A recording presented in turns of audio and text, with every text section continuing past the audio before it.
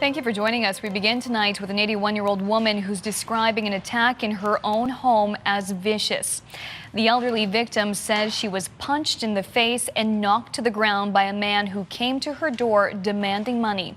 The suspect ran away when neighbors responded to the victim's screams. And as CTV's Kelland Sundahl reports, Halifax police are still searching for the attacker. Christina, I won't be coming today. I was beaten up last night. The words don't sound right because what happened is so wrong. A stranger attacked 81-year-old Jeanette McDonald in her Halifax home last night just before 11. She was watching TV when she heard a knock on the door. I got up to answer, and that's when I got her. He let me have it with his fists right in the face.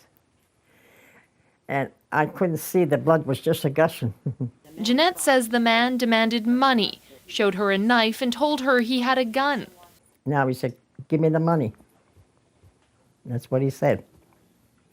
And I said he didn't have it. During the attack, Jeanette was pushed to the ground and had this china cabinet pulled on top of her. Then she was dragged outside. And I told him, "Stop, stop," and he was kicking me out in the driveway. Jeanette says while she was on the ground outside, she started screaming for help. Neighbors heard her and came running. That's when the suspect took off.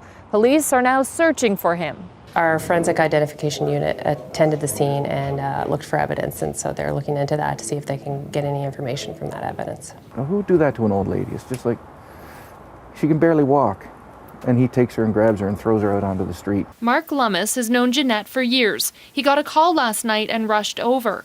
The knife was on the floor. There was, tea spilt and just sort of a ramshackle. But he wasn't in the place long enough to really rifle it and find anything, because I think he was scared off before he had a chance. The elderly victim is sore from her injuries. She says she has never been so afraid in her life. I'm a little nervous, you know what I mean? Anxious, like someone comes. Even before the attack, Jeanette needed a walker to get around. She is now being closely watched by neighbors and friends. And investigators are working with a brief description of the man, but Jeanette is more hopeful that fingerprints will lead police to her attacker. Amanda. All right, Kelland, thank you so much.